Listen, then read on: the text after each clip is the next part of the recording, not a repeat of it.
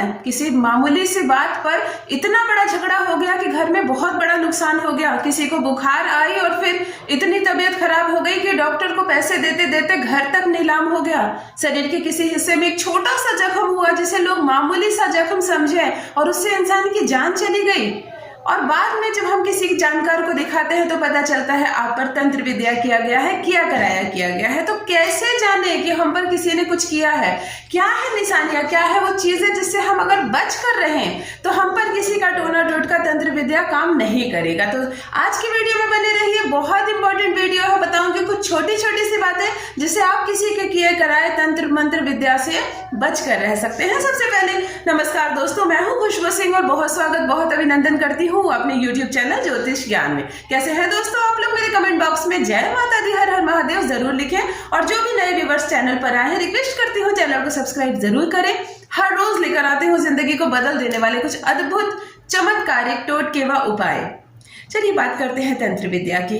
अब हम तांत्रिक तो है नहीं, हम आप तो तंत्र विद्या जानते हैं नहीं, फिर कैसे बचे? क्या हुआ, कभी किसी के शरीर में, किसी बच्चे के शरीर में या बड़े के एकदम छोटा सा घाव हो गया, जैसे बिल्कुल आप मामूली समझे, किसी केमिस्ट से जाकर टैबलेट लाए और खा लिए ताकि घाव सूख जाए। समय बीतता गया, घाव बड़ा होने लगा, फिर डॉक्टर को दिखाने लगे, फिर दूसरे शहर चले गए, इतनी बड़ी जख्म हो गई कि जान चली गई। कोई मान नहीं सकता इतनी छोटे से घाव से आपके घर का एक इंसान चला गया।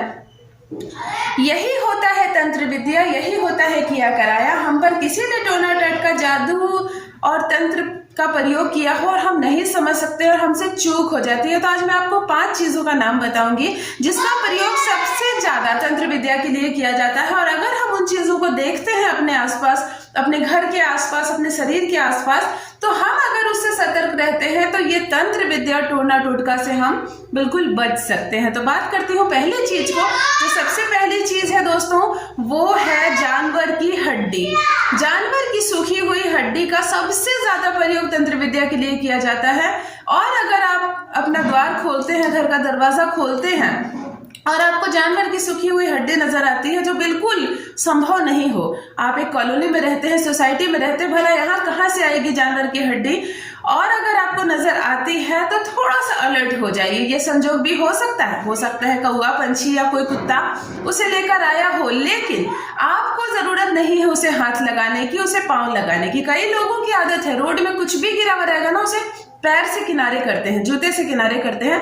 बिल्कुल ना करें, बिल्कुल ना छुएं। हो सकता है वो कोई तंत्र विद्या नहीं हो, कोई तंत्र प्रयोग नहीं है। मैं कोई ऐसी आडंबर बातें नहीं बताऊंगी जिससे आपके मन में शंका हो जाए, आपकी जिंदगी और दुर्लभ हो जाए। लेकिन जब किया कराया तंत्र विद्या किया जाता है तो इन्हीं चीजों का प्रयोग सबसे ज्यादा किया जाता है। कई बार ऐसा देखा गया है कि जानवर की इस हड्डी को किसी ने किसी के लिए फेंका हो और कोई और उसका शिकार हो जाता है, उसे टपकर चले जाते हैं, उसके पैरों से या हाथों से छू लेते हैं, तो फिर वही किया कराया तंत्र आपके घर में लग जाता है और मुसीबतों की पहाड़ आ जाती है। इसीलिए इतनी बातों से बेहतर होगा कि इस चीज से हम दूर भागे। बिल्कुल आप बगल से क्रॉस कर जाइए या किसी लकड़ी की सहायता से उस हड्डी को आप अपने घर के दरवाजे से दूर हटाइए, नाली में डाल दीजिए और 1 बाल्टी पानी मार दीजिए, लेकिन भूल कर भी हाथ या पांव से उस जानवर की हड्डी को ना छुए। यह तंत्र प्रयोग हो सकता है। बात करती हूँ दूसरी चीज की। दूसरे है झड़े हुए बाल, और वो भी ज्यादा मात्रा में बाल, और ज्यादा करके औरतों के बाल, माथे के जो इतने सारे घने बाल के गुच्छा होता है ना, इसका प्रयोग तंत्र विद्या के लिए बहुत ज्यादा किया जाता है, किया कराए के लिए बहुत ज्यादा किया जाता है। तो अगर आपके कमरे में, आपकी अलमारी में, आपके घर के दरवाजे पे, आपकी किताबों में कोई चोरी से रख गया हो ये बाल और आपको दिख गया, कोई सवाल जवाब नहीं करना है, उसे बिल्कुल हाथ और पैर नहीं लगानी है, उसे कहीं भी ऐसी जगह डाल देनी है जहां पानी बह रहा हो और उसके ऊपर भी 1 बाल्टी पानी मार देनी है बिल्कुल, और खुद स्वच्छ जल से स्नान करके घर के अंदर आ जाना है। ये जो बाल के गुच्छे होते हैं और ज्यादा मात्रा में गुच्छे होते हैं, बिल्कुल थोड़े से बाल से तंत्र विद्या प्रयोग नहीं होती, कम से कम एक पूरा गुच्छा, एक पूरा बंच चाहिए होता है। तो अगर आपको इतने सारे बाल झड़े हुए दिखते हैं और जो असंभव है, आपके घर साफ सुथरा रहता है और ये आपके घर के नहीं है, तो थोड़ा सा बचकर रहिए, थोड़ा सा अलर्ट रहिए। हम इस प्रकोप से, हम इस प्रलय से बच सकते हैं। बात करते हैं तीसरी चीज की। तीसरी एक ऐसी चीज है जिससे बच पाना बड़ा मुश्किल होता है। जी हाँ दोस्तों, तंत्र विद्या प्रयोग में सबसे ज्यादा इस्तेमाल कोई चीज होती है तो वो पानी होती है। अब हम पानी से कैसे बचें? हम कैसे जाने कि पानी है और उस पर हम पाँव ना रख दें? अगर कोई संदेहजनक इंसान आपको लगता है, जो आपके घर आता जाता है, कड़ी नजर है जिसकी, आप हमेशा महसूस करते हैं कि इसके आने से हमारे घर में बुरा होता है, ये जो बोलता है वो संदेहजनक है, तो भूल कर भी उसके हाथ का पानी ना पिए। अगर आप उसके घर जाते हैं और वो तुरंत से जाकर एक ग्लास में पानी लेकर आता है और आपको देता है, तो भूल कर भी उस पानी को ना पिए।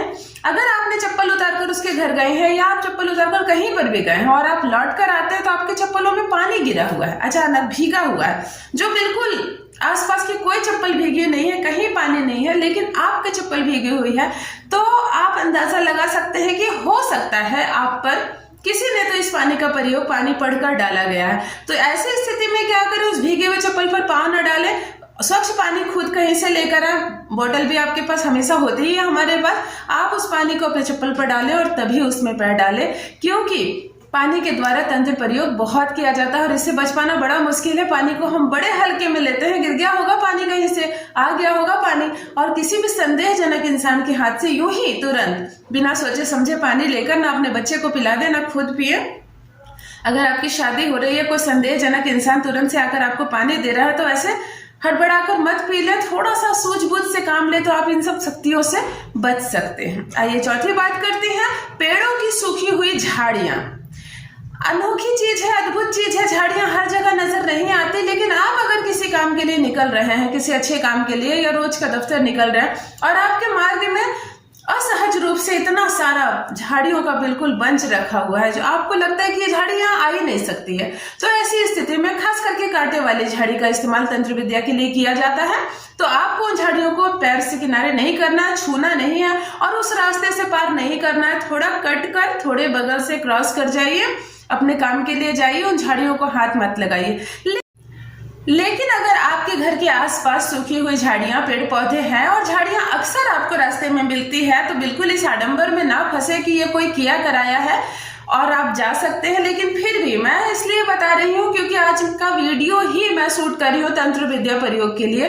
कई लोगों पर कई तंत्र विद्या का प्रयोग किया जाता है जिसका शिकार हो जाते हैं बहुत सामान्य लोग, जो जिनका कोई वास्ता भी नहीं है। इसीलिए अगर झाड़ियों का बिल्कुल असहज रूप आपके सामने हो, कटीली झाड़ियां हो, कांटे वाली हो, या ऐसी झाड़ियां आपके घर के आसपास नहीं मिलती हो, तो समझ जाइए कि कुछ तो गड़बड़ है, आपके लिए नहीं तो किसी और के लिए है, तो आप साइड से बिल्कुल क्रॉस कर सकते हैं। और पांचवी और आखिरी चीज का नाम लूंगी, ये तो बहुत सारी चीजें आती हैं, पर आज मैं आपको सबसे इंपॉर्टेंट 5 चीजों के बारे में बता रही हूँ। तो पांचवी सबसे इंपॉर्टेंट चीज बताऊंगी, राख। कोयले की जली हुई राख, कोयला जब जलता है और उसके बाद बुझ जाता है, तो जो राख बच जाती है उसका प्रयोग तंत्र विद्या में बहुत ज्यादा किया जाता है। अगर आपके घर के दरवाजे पर राख छिटी हुई हो, आपके कमरे में, आपके घर में, आपकी चप्पलों पर, आपकी किताबों में, कहीं पर भी आपको असहज रूप से राख मिलता है, जो आप कल्पना भी नहीं कर सकते कि राख यहाँ आई तो आई कैसे, तो समझ जाइए कोई तो है जो आपके पीछे पड़ा हुआ है, कोशिश कर रहा है कुछ सीखने की, साधने की, और आपको बनाया जा रहा है बलि का बकरा। बिल्कुल सावधान हो जाइए, राख वाली उस चीज को बिल्कुल हाथ ना लगाएं।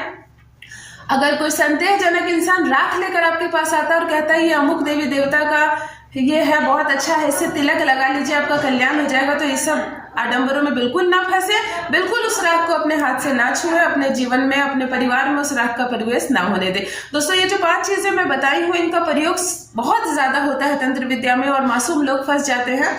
इसीलिए अगर आप इन सब चीजों से थोड़ा सा अलर्ट रहते हैं, थोड़ी सी जानकारी रखते हैं, इस वीडियो को बनाने का मेरा मकसद ये नहीं है कि आपके मन में मैं भय पैदा कर दूं कि अरे अब कल को आप झाड़ियां देख ले, पानी देख ले तो आपको लगे तंत्र विद्या, बिल्कुल नहीं।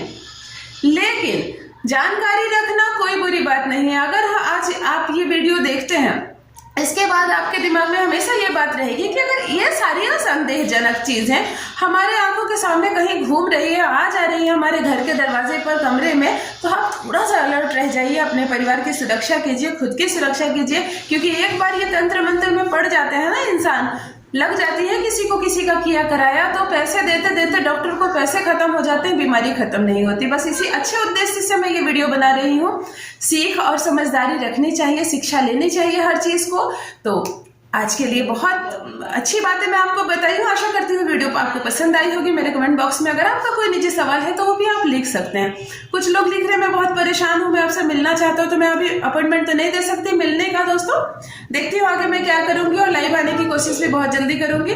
बस दोस्तों आज के लिए इतना ही है। आशा करती हूँ वीडियो आपको पसंद आई होगी। चैनल को सब्सक्राइब कीजिए, अपनों के साथ रखिए अपना ख्याल, रखिए अपनों का ख्याल। सारे बड़े बुजुर्ग जितने मेरी वीडियोस को देख रहे हैं, चरण छूकर प्रणाम करती हूँ। सारे छोटे बच्चों को बहुत आशीर्वाद, बहुत प्यार, बहुत बहुत धन्यवाद।